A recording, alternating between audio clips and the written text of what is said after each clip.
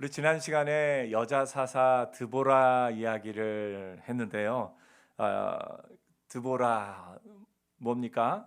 가장 약한 자로서의 드보라가 하나님 앞에 쓰임 받아서 온 이스라엘을 구원한 내용을 우리가 보았습니다. 특별히 사사 드보라뿐만 아니라 한 여인, 그것도 이방 여인이었던 겐사람 헤벨의 아내 야엘을 통해서 이 이스라엘이 구원을 얻은 것을 봅니다.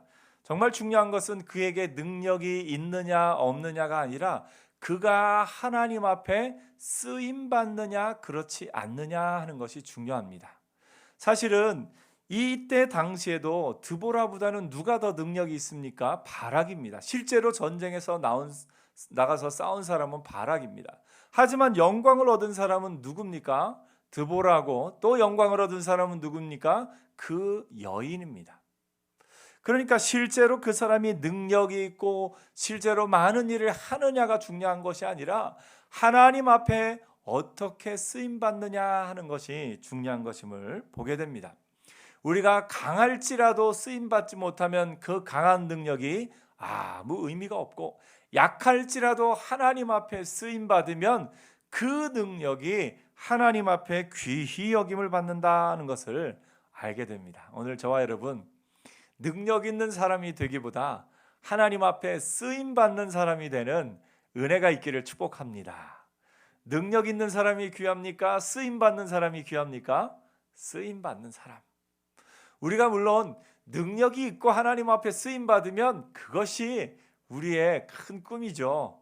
그런데 우리가 때로 우리 능력이 연약할 때가 있습니다. 부족할 때가 있습니다. 하지만 그때에도 하나님 앞에 쓰임 받는다면 그 어떤 능력 있는 사람보다 하나님 앞에 더 귀한 것임을 우리가 말씀을 통해서 보게 됩니다.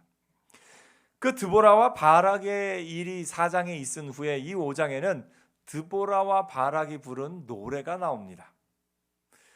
이스라엘 백성은 이 노래를 들으면 뭐가 생각났을까요? 이 시스라의 모든 군대가 그 빗속에서 그 철병거 900승이 진흙탕 속에서 꼼짝 못하고 그들을 다 몰살시키고 나서 노래를 합니다. 무엇이 생각나냐면 출애굽 때 홍해를 건넌 사건이 생각난 겁니다. 이스라엘 백성은 이 드보라와 바락의 노래와 그 모든 상황을 들을 때 애굽을 떠나올 때 홍해 앞에 선 자신의 믿음 내 선조들을 기억하는 겁니다. 이스라엘에게 이 출애굽 사건, 특별히 홍해 앞에서의 사건은 이스라엘 백성 뿌리 깊이 하나님의 구원하심에 대한 아주 원형 틀로서 그 마음에 간직이 되어 있습니다. 여러분, 우리가 그것을 노래하지만 막상 홍해 앞에 선 이스라엘 백성의 마음을 여러분 한번 생각해 보십시오. 어떻겠습니까? 뒤에서는 저 애굽의 군대가 무시무시한 전차를 끌고 칼과 창을 들고 달려오고 있습니다. 앞에는 도망가야 되는데 홍해가 가로막고 있습니다. 이제 틀림없이 죽었구나. 괜히 그 땅에서 살 걸 이리로 나와서 왜 이렇게 고생을 하다가 이렇게 되었을까? 이스라엘 백성이 원망하는 그 순간입니다. 그런데 바로 그 순간에 하나님은 어떤 일을 이루셨습니까? 바다 밑에 길을 내셨습니다. 우리 하나님은 어떤 분이셔요? 바다 밑에 길을 내는 분입니다. 우리에게는 당장 바다만 보입니다. 홍해만 보여요. 우리의 앞길이 그럴 때가 있습니다. 내가 이렇게 하다가 나는 결국 이렇게 되겠지 하고서 앞에 홍해만 보일 때가 있습니다. 그래서 그 홍해를 바라보면, 그리고 뒤에서 쫓아오는 적군 애굽 군대를 바라보면 우리가 뭘 할 수 있는 것이 많지 않고, 우리가 그 연약함 가운데서 나는 이대로 그 연약함 가운데 쓰러지는구나 생각할 때가 있습니다. 그런데 이스라엘 백성은 그럴 때마다 다시 일어나요. 무엇 때문에요? 이 홍해 앞에서의 애굽 사건을 기억하기 때문에 그렇습니다. 하나님은 어떤 분이시냐? 우리는 홍해를 보지만 하나님은 홍해 바다 밑에 길을 내시는 분, 그 길로 우리를 인도하는 분이십니다. 그래서 그 홍해를 건너가 이스라엘 백성이 다 건너간 후에 애국 군대가 그들을 쫓아서 홍해 바닥으로 돌아왔을 때 물이 다시 합쳐지면서 그들이 물 가운데 죽임을 당했던 것을 이스라엘은 기억합니다. 그래서 그 출애굽기에서 뭐라고 노래합니까? 출애굽기 15장에 보니까 여호와께서 말과 그 탄 자를 죽이셨도다 이렇게 노래하는 그런 노래를 우리가 볼 수가 있습니다. 오늘 이 드보라와 바락의 노래도 마찬가지입니다. 시스라의 철병거 900승, 지난번에도 설명드렸습니다만 청동기 시대입니다. 청동기의 칼과 철기의 칼이 맞붙으면 누가 이길까요? 청동기는 철기의 상대가 되지 않습니다. 그 바다 민족, 크레테 섬과 그쪽의 해양 민족들이 이쪽 이스라엘 땅으로 이주하면서 철기 문화를 갖고 왔어요. 그 중에서 이 시스라와 또 이 나라는 저쪽에 이스라엘 북쪽 점에 거하면서 이스라엘을 괴롭히고 다스렸던 나라입니다. 가나안 왕 야빈. 그들이 철병거 900승을 가졌다는 것은 이스라엘로서는 감당하기 어려운 그런 문화였음을 우리가 알게 됩니다. 이스라엘은 이후에도 나중에 사울 왕과 요나단이 있을 때 그때 철기 무기를 처음 소유하게 되는데 누구 갖고 있었는지 아세요? 사울 왕하고 요나단. 그러니까 이 칼을, 철로 만든 칼을 왕과 왕의 아들, 또 아주 극소수만이 가지고 있던 그 시대가 지금 사사 시대로부터도 한참 뒤에 일인 것을 보게 됩니다. 그러므로 이 사사 시대의 철병거 900승은 이스라엘이 감당할 수 없는 강력한 무기의 상징입니다. 이스라엘은 그 철병거 900승 앞에서 아무것도 하지 못하고 종살이를 해야만 했습니다. 그런데 하나님께서는 한순간에 그 철병거 900승을 무력화시키십니다. 오늘 그것을 이 5장이 노래합니다. 그 하나님이 하신 일을 뭐라고 노래하냐면 20절 21절에 이렇게 얘기합니다. 별들이 하늘에서부터 싸우되 그들이 다니는 길에서 시스라와 싸웠도다. 기송강은 그 무리를 표류시켰으니 이 기송강은 옛 강이라 내 영혼아 내가 힘 있는 자를 밟았도다. 하늘의 별에서부터 그 비가 내리고 그 밤중에 비가 내린 것을 이렇게 표현합니다. 그들이 이스라엘 백성이 저 산 위에 올라가 있으니까 이스라엘 백성이 내려오기만 하면 그들을 전멸시키려고 철병거 900승이 와 있는 거예요. 그런데 하늘에서 비가 내리고 나니까, 그래서 그 바닥이 온통 진흙탕이 되고 나니까 철병거는 강력한 무기가 아니라 오히려 방해가 되는 겁니다. 오히려 아무 힘을 쓸 수 없게 되는 겁니다. 가장 강력한 무기를 아무 힘을 쓸 수 없는 무기로 바꾸는 분이 누구십니까? 하나님이십니다.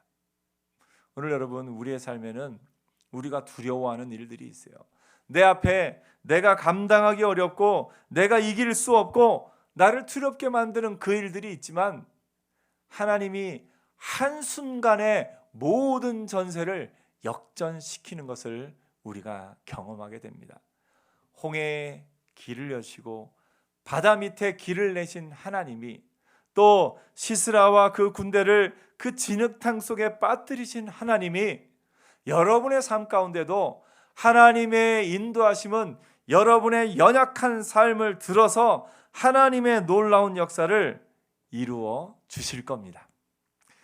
오늘 이스라엘 백성이 이 일에 동참을 한대요. 이 드보라와 바락의 노래는 특별히 여호와께서 어떻게 그 일들을 이루셨는가 하는 것을 가장 먼저 노래합니다. 4절에도 또 이렇게 노래합니다.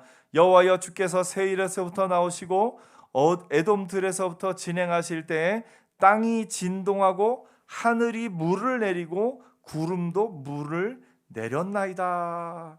하나님이 이스라엘을 어떻게 구원하셨는가, 이 내용을 노래합니다. 그러면서 오늘 드보라와 바락의 노래에는 특별히 각 지파를 언급합니다. 어느 지파는 이 전쟁에 함께했고 어느 지파는 이 전쟁에 쓰임받지 못했고 하는 것을 노래합니다. 14절에 보니까 이렇게 얘기합니다. 에브라임에게서 나온 자들은 아말렉의 뿌리 박힌 자들이요.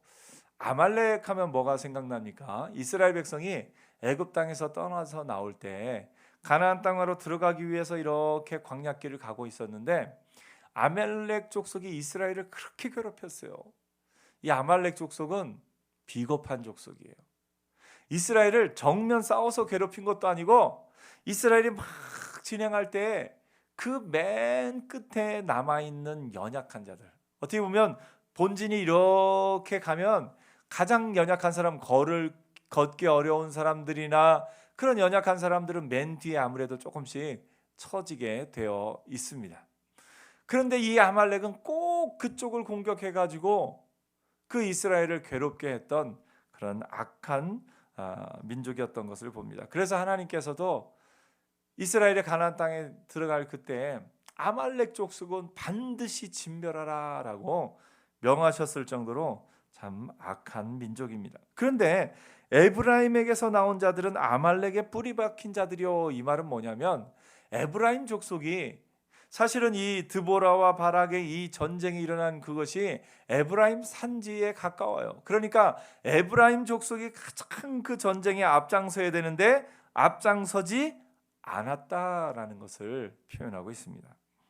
에브라임 민족들은 나중에 우리가 요 다음에 살펴볼 기드온 할 때도 기드온이 300용사를 이끌고 가서 그들을 무찌를 때 에브라임 족속은 저 뒤에 숨어 있다가 나중에 다 승리하고 나니까 나타나 가지고 뭐라고 얘기했냐면 사사기 8장 1절에 보니까 에브라임 사람들이 기드온에게 이르되 내가 미디온과 싸우러 갈 때 우리를 부르지 아니하였으니 본인들이 안 가놓고 부르지 아니하였으 우리가 그랬다 하면서 기드온을 원망합니다.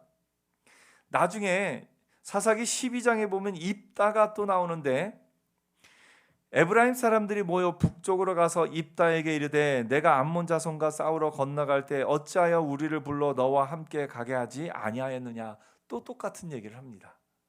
어떻게 보면 이 에브라임 사람들은 기회를 봐서 계속 숨어 있다가 나중에 일이 다 끝나고 나면 딱 나타나 가지고 왜 우리를 안 불렀냐고.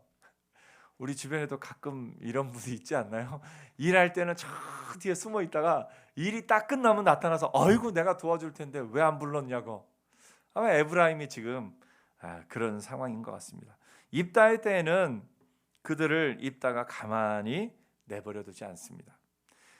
입다가 길르앗 사람들을 다 모으고 에브라임과 싸웠으니 하면서 그 에브라임 사람들을 치기 시작합니다. 어떻게 쳤냐면 요단강 나루통곡을 장악하고 에브라임 사람들이 막 도망하러 왔을 때 딱 에브라임 사람이냐고 물어보고서 아니다 그러면 어떤 발음을 시켜봅니다. 그 발음을 시켰을 때 에브라임 사람만이 하는 아주 독특한 발음이 있거든요. 그 발음을 제대로 다른 지파처럼 하지 않고 에브라임 사람처럼 발음하면 그들을 잡아서 죽였습니다. 그래서 그때 에브라임 사람의 죽은 자가 42,000명이었다라고 사사기 12장은 기록하기도 합니다. 에브라임은 참 비겁했습니다. 전쟁에 나가서 드보라가 또 그 여인이 앞장서서 그 전쟁에 나갈 때 에브라임 사람들은 뒤에서 숨어 지냈습니다. 에브라임 사람뿐만 아니라 루벤 지파도 그랬습니다. 17절에 보니까 16절에 내가 왕의 우리 가운데 앉아서 목자의 피리 부는 소리를 들으면 어찌미냐 르우벤 시내가에서 큰 결심이 있었도다. 전쟁의 모든 지파가 나가는 때에 양들 곁에 앉아서 피리를 불었던 르우벤 이야기를 합니다. 그 다음에 17절에 보니까 길르앗은 요단강 저쪽에 거주하며 단은 배에 머무르며 배에 머물렀대요. 단지파는 어찌 됨이냐 아셀은 해변에 앉으며 자기 항만에 거주하도다. 이렇게 이 이스라엘이 이 드보라와 바락이 싸우러 갈 때 그렇지 않았던 이야기를 역사 속에 기록하고 있는 것을 봅니다. 그러면서 목숨을 걸고 싸운 스불론 지파 얘기를 합니다. 18절에는 스불론은 죽음을 무릅쓰고 목숨을 아끼지 아니한 백성이요 납달리도 들의 높은 곳에서 그러하도다 하면서 그때에 온 힘을 다해 생명을 다해 싸운 사람들을 높여주고 있습니다. 24절에는 겐사람 헤벨의 아내 야엘은 다른 여인보다 복을 받을 것이니 하면서 복 받을 사람으로서 그 여인의 이름을 언급하기도 합니다. 역사는 기록합니다. 역사는 그가 평소에 살 때에 하나님 앞에서 온전히 살았는지 그렇지 않은지는 그 당시에는 모를 수 있지만 지나고 나서 역사는 분명히 기록하고 있습니다. 그러면서 그 여인의 이름을 높이고 또 각 지파 가운데 그 일에 온 힘을 다하여서 온 생명을 다해서 함께한 지파와 그렇지 않은 지파를 이렇게 기억하고 있는 것을 봅니다. 오늘 여러분, 우리도 사실 피하고 싶을 때가 있죠. 우리가도 사실 어떤 일에 앞장서지 않고 나는 그냥 나중에 승리만 만끽할 거야 그러고 싶을 때도 있는데, 이스라엘의 이 역사를 통해서 보는 것은 하나님 앞에 온전히 쓰임 받는 자와 그렇지 않은 자가 다르다라는 것을 우리가 보게 됩니다. 그러면서 이렇게 이야기합니다. 깰지어다 깰지어다 드보라여 깰지어다 깰지어다 너는 노래할지어다 이야기를 하면서 이 겐사람 헤벨의 아내 야엘이 높임을 받았던 것처럼 하나님 앞에 쓰임 받는 자가 되라라고 오늘 드보라와 바락의 노래가 노래하고 있습니다. 그러면서 똑같은 여인이지만 그 시스라의 어머니가 창문을 통하여 바라보며 창사를 통하여 부르짖기를 그의 병기가 어찌하여 도디 오는가. 똑같은 여인이지만 야엘과 대비하는 시스라의 어머니 이야기도 합니다. 시스라의 어머니는 어떻게 보면 그 아들 시스라가 폭정을 휘두를 때에 그 혜택을 누리고 있었는지 모릅니다. 그러면서 그 아들의 악한 모습을 통해서 그렇게 혜택을 누리고 있던 시스라의 어머니는 곧이어 절망 가운데 그 병거가 어찌 더디오는가 노래할 수밖에 없는 상황이 되는 것을 봅니다. 하나님은 역전시키는 것을 참 좋아하셔요. 어떻게 보면 우리는 역전시키기보다 압도적으로 승리하는 걸 좋아합니다. 어떤 스포츠 경기를 예를 들면 축구를 할 때 우리는 우리 편이 어떻게 이겼으면 좋겠습니까? 처음부터 1대0, 2대0, 3대0 이렇게 점수를 내서 계속 이기기를 원하는 게 우리의 마음입니다.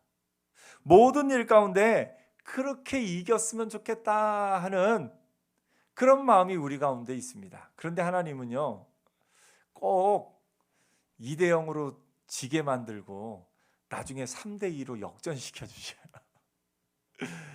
왜 그러실까요? 우리는 처음부터 내가 꿈꾸던 대로 내가 바라는 대로 다 잘 되기를 바라는데 하나님은 길을 막고 또 안 되고 심판 가운데 고통받고 그렇게 하다가 마지막에 하나님이 그것을 역전시키시는 것을 우리가 성경을 통해서 많이 봅니다. 왜 그럴까요? 가장 먼저는 이 이스라엘의 역사를 통해서 볼 수 있는 것은 이스라엘의 죄악 때문입니다. 이스라엘의 죄악 때문에 그들을 그대로 내어버려 둘 수가 없어서 하나님이 이방 민족을 보내서 심판하시고 이스라엘이 부르짖을 때 그 모든 것을 뒤집으시고 역전시키시는 것을 보게 됩니다. 또 하나는 꼭 이스라엘의 죄악이 아니더라도 하나님이 그 삶 가운데 마지막에 역전시키시는 모습이 또 성경에는 많이 나옵니다. 그것은 하나님이 사람의 본성을 아시기 때문에 그렇습니다. 이스라엘 민족을 광야 생활을 보내면서도 하나님이 다 공급해 주시면서도 무엇을 알고 싶으셨냐면 이스라엘이 정말 하나님만 의지하는가 그것을 알고 싶으셨습니다. 그리고 이스라엘이 궁극적으로 그 모든 것이 이루어진 이후에 하나님을 찬양하게 되기를 원하셨습니다.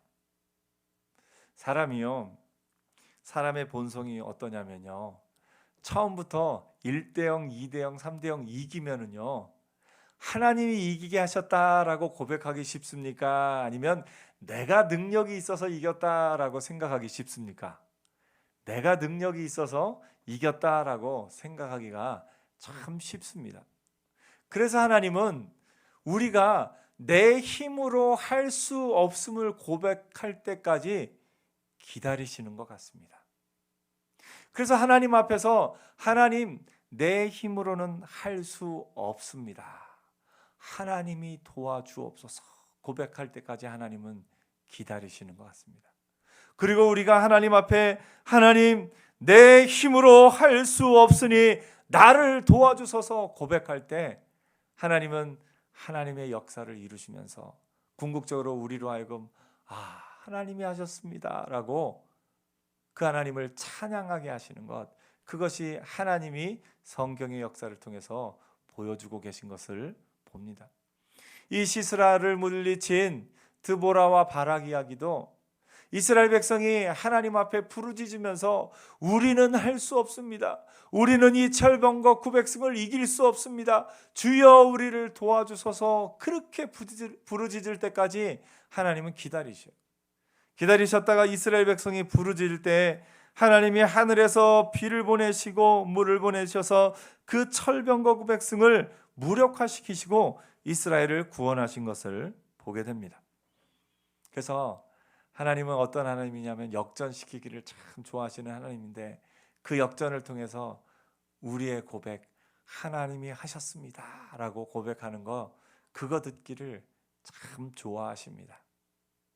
그래서 우리가 고백해야 될 것은 뭐냐면 하나님 앞에서 하나님이 하셨습니다 라는 그 고백을 해야 됨과 동시에 그 전에 무엇을 고백하냐면 하나님, 나는 할 수 없습니다, 내 힘으로 할 수 없습니다, 하나님이 도와주셔야 가능합니다. 우리가 이렇게 고백하는 것 하나님 너무너무 좋아하시는 것을 보게 됩니다. 우리 한번 고백해 볼까요? 하나님, 내 힘으로는 할 수 없습니다. 아멘. 사실 우리 힘으로 할 수 없는 게 사실은 맞아요. 그런데 우리는 내가 내 힘으로 할 수 있다고 착각하며 살 때가 많아요. 그래서 내 고집대로, 내 생각대로, 내 힘으로 그것을 이루려고 나아갈 때가 많습니다. 그런데 궁극적으로 우리가 고백하는 것은 뭐냐면 하나님, 내 힘으로는 할 수 없사오니 하나님이 이루어 주옵소서 고백하고, 그 하나님이 이루어 주신 다음에는 하나님이 하셨습니다 하고 하나님을 찬양하는 것, 그것이 우리가 할 일인 것을 봅니다. 저도 제가 제 능력으로 할 수 있는 일들이 있다라고 생각할 때가 있습니다. 그러나 시간이 지날수록, 모든 것이 지나갈수록 고백하는 건 내 힘으로 하는 것 아니요 하나님이 주신 힘으로 하는 것이구나 하는 것을 깨닫게 됩니다. 내 힘과 내 능력이 아니라 하나님이 하실 겁니다 라고 고백할 수밖에 없습니다. 오늘 이 이스라엘의 그 모든 고백 가운데는 하나님이 하셨습니다 라는 고백이 들어가 있습니다. 오늘 여러분, 우리가 먼저 고백할 때 하나님은 복을 더하십니다. 우리가 내 힘으로는 할 수 없습니다, 하나님이 하셔야 됩니다 고백할 때 하나님이 역사하십니다. 또한 우리가 하나님이 역사하셨을 때 하나님이 하셨습니다 고백하는 것, 하나님이 그것을 기뻐하시고 하나님이 영광을 받으시는 겁니다. 그래서 여러분, 평생에 고백해야 될 두 가지, 내 힘으로는 할 수 없습니다 고백하는 것과 하나님이 하셨습니다 라고 고백하는 것, 이 두 가지가 여러분의 삶에 늘 있기를 축복합니다. 그럴 때 하나님이 이 이스라엘 지파들 가운데 하나님 앞에 쓰임받지 않은 지파들에 대해서는 너희가 이렇게 하였다라고 말하지만, 하나님 앞에 쓰임받은 지파에 대해서는 하나님이 그들을 얼마나 견고케 하실 것인가를, 하나님이 그들을 높일 것인가를 이야기하고 있습니다. 마지막에 31절에 이렇게 노래합니다. 여호와여, 주의 원수들은 다 이와 같이 망하게 하시고 주를 사랑하는 자들은 해가 힘있게 도둠같게 하옵소서. 내 힘으로는 할 수 없습니다, 하나님이 하셨습니다 고백하는 사람은 어떻게 되느냐? 해가 힘있게 도둠같이 됩니다. 여러분 해 뜨는 거 한번 보셨어요? 해가 뜰 때요 멀리서 빨갛게 조금 올라오는 것 같습니다. 그래서 야, 저 언제 올라오나 싶은데 그렇게 보다 보면 정말 순식간에 그 해가 저 멀리서부터 이렇게 떠오르는 것을 봅니다. 그리고 해가 일단 한번 떠오른 다음에는 그 누구도 막을 수가 없습니다. 해가 떠오르는 걸 막을 수 있는 사람 있습니까? 없습니다. 믿음의 사람에게 하나님이 함께 하실 때 그들은 해가 힘있게 도둠같게 하나님이 하시겠다 약속하시는 겁니다. 그래서 내 힘으로는 할 수 없습니다, 하나님이 하셨습니다라고 고백하는 그 사람은 어떻게 되느냐? 해가 힘있게 도둠같게 될 겁니다. 여러분 옆에 서로 축복해 주세요. 해가 힘있게 도둠 같은 삶을 살 겁니다. 아멘. 여러분의 삶은요 그냥 그렇게 사는 삶이 아니라 지금 당장은 어떻게 보이고 철병과 구백승 앞에 꼼짝 못하는 삶인 것처럼 보이지만 하나님이 한번 함께 하시고 하나님이 높여주시면 해가 힘있게 도둠같이 아무도 막을 자가 없고 아무도 그 영광을 가릴 자가 없습니다. 그래서 우리의 인생은 해 같은 인생이 될 겁니다. 해 같은 인생.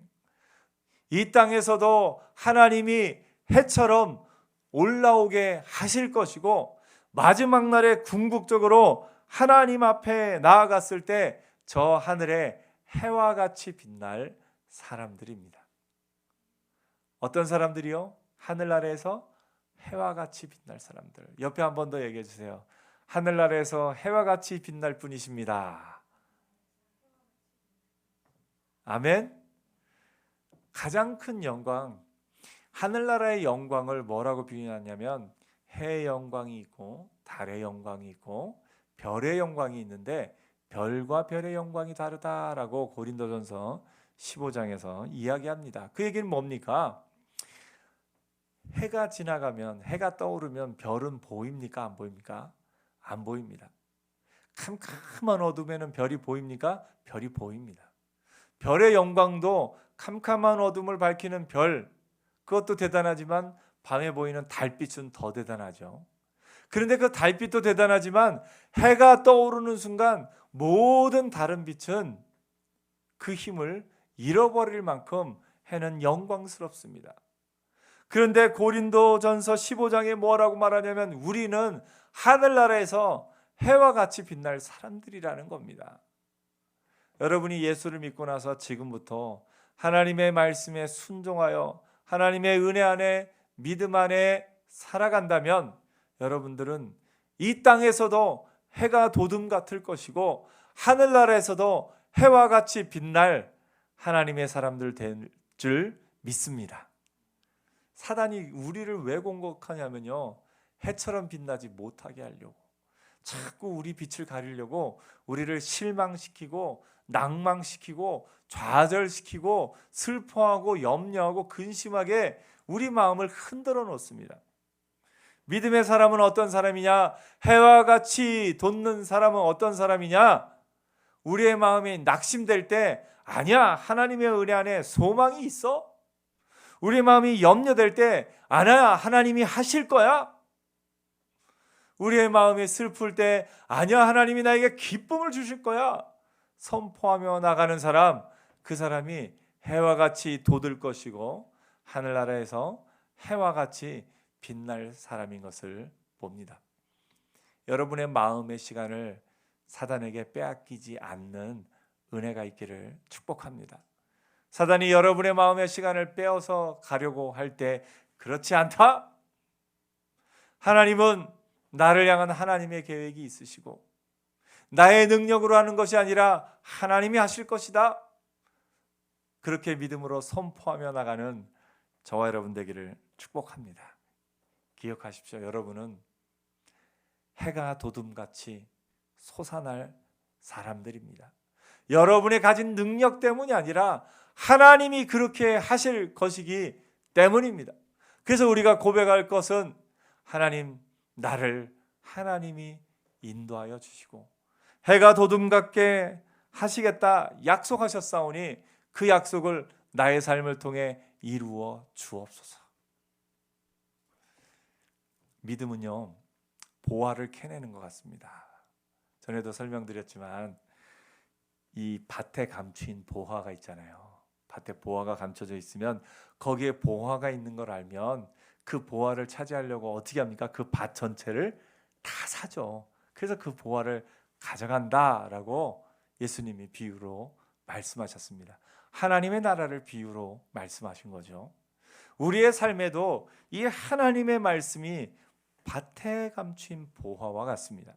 그 가운데 우리가 보화를 캐내는 것은 뭐냐면 하나님이 우리에게 약속을 주실 때 그 약속을 내 것으로 만드는 사람, 그 사람이 그 보화를 가져가는 사람이에요. 오늘 본문에 주를 사랑하는 자들은 해가 힘있게 도둠 같게 하시옵소서, 이게 약속이에요. 하나님이 우리에게 주시는 말씀이에요. 그래서 이 말씀을 붙잡고 기도하는 거예요. 하나님, 저는 약합니다. 하나님, 저는 부족합니다.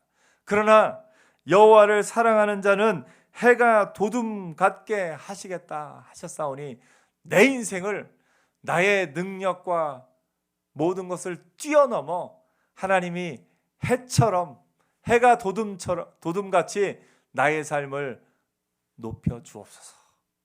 그 약속을 붙잡고 그 보화를 캐내는 사람이 믿음의 사람입니다.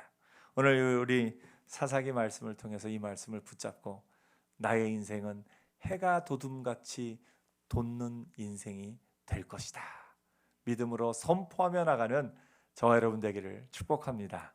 하나님이 여러분을 해가 도둠같이 높여주실 것이고 아무도 그것을 막을 자가 없을 겁니다. 기도하겠습니다.